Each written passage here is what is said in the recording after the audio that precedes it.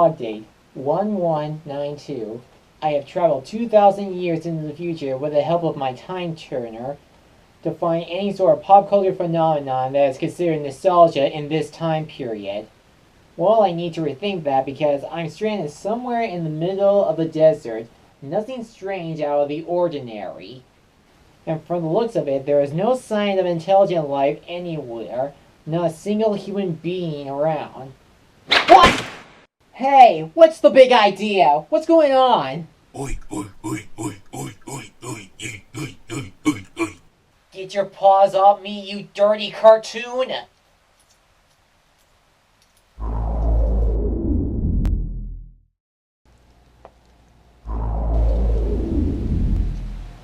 Phew. Note to self, never mess with time. He is very sensitive about it. Planet of the Apes is considered one of the greatest films of all time. A tale about intelligent apes being the dominant species on Earth, getting a remake from Tim Burton and a reboot film series, and being a pop culture phenomenon. And believe it or not, there was an actual Planet of the Apes animated series, which aired in 1975.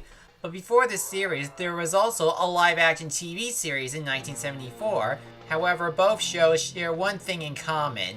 They ended less than a year since their releases. Welcome to another episode of the Wonder Reviews. It's time to dig up this fossil because this is Return to the Planet of the Apes.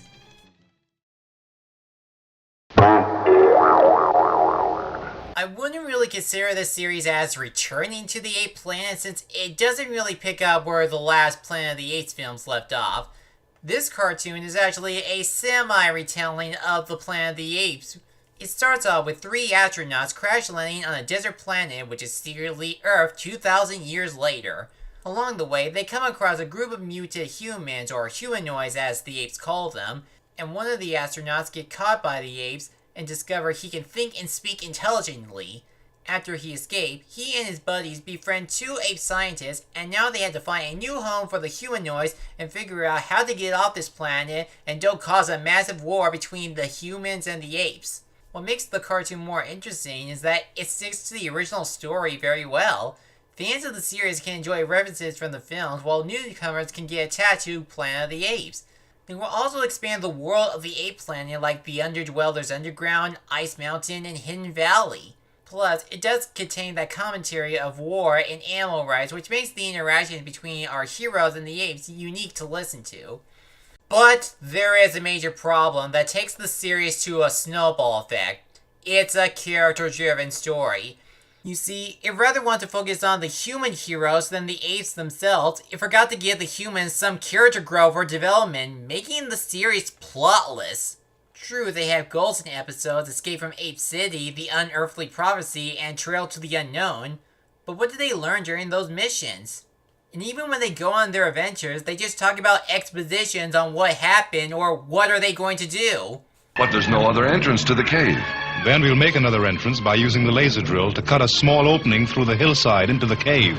There is one episode that remains unclear, and that is the final episode of the series, Battle of the Titans. In that episode, Bill and Cornelius retrieve the Day at the Zoo book as evidence human became the dominant species before the apes did. Yet we never see them deliver the book to Dr. Zaius or any other apes, leaving the fate between man and ape uncertain. That's because there were plans to make the cartoon into a second 3-episode season, but it never happened due to low ratings. There is some potential into making a Planet of the Apes cartoon, but the premise needs to be smarter than what they give us. There seems to be a mixed relationship with the characters. Some of them I actually like, while others I just don't care about. Let's talk about the characters I didn't care. Bill and Jeff are the blandest protagonists I've seen in an anime series. No development, no personality whatsoever.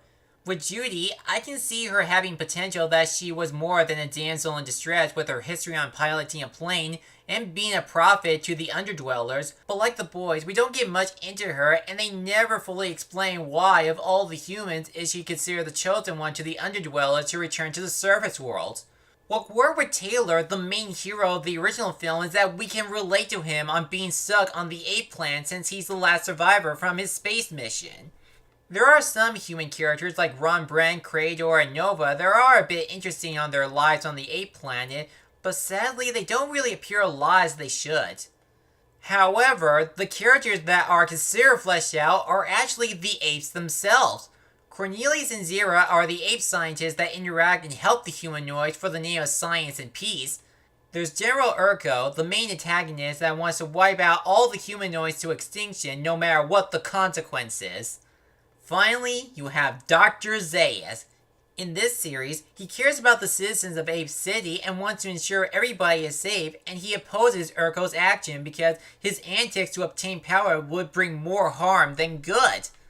General Urko's behavior today shows total incompetence to command. Tell him, Dr. Zaius. That's the way. While the apes are the true star of the series, it's not enough to deal with the rest of these one-dimensional characters.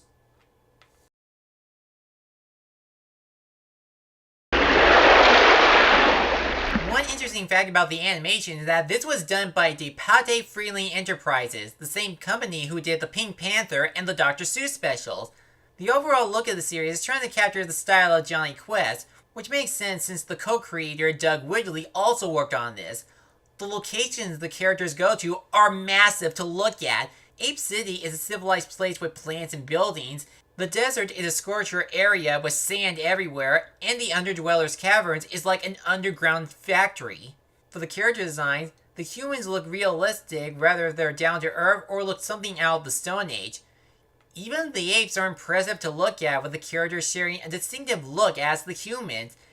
Another element that makes the anime series amazing is with the use of shading and cinematography. Every shot goes into details, no matter what camera angle they use on either the characters or the backgrounds. Not all of it is perfect, even if this was made in 1974, and that would be the character animation. The characters mostly move stiffly, making the series sometimes lazy. The worst part about the laziness is that it ended up affecting the chase scenes. I can see some excitement during a minecart chase, a monster bird attack, or even a duel against the monster bird and a 50-foot gorilla. But the timing is way off, and they feel like they just drag on for a long time, repeating the same animation and making them rather boring to watch.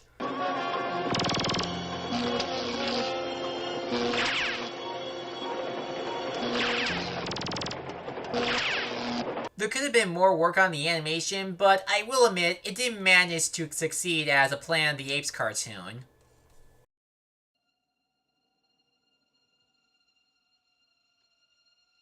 You know what? This could have been a good anime series. If this was handled a bit better, this could have been one of the best cartoons based on a movie alongside Beetlejuice and the real Ghostbusters. But by itself, Return to the Planet of the Apes is just an average cartoon. The premise feels empty, the chase scenes are tedious, and the human characters are one-dimensional. But there are still some good elements like great animation and some likable ape characters.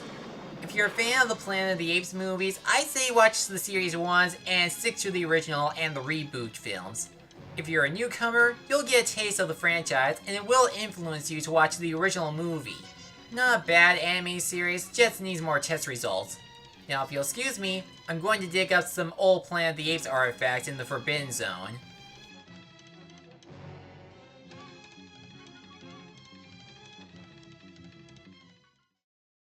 Thanks for watching this video. If you enjoyed this, feel free to like, comment, and subscribe me for a new review and other project every week. I'll see you soon.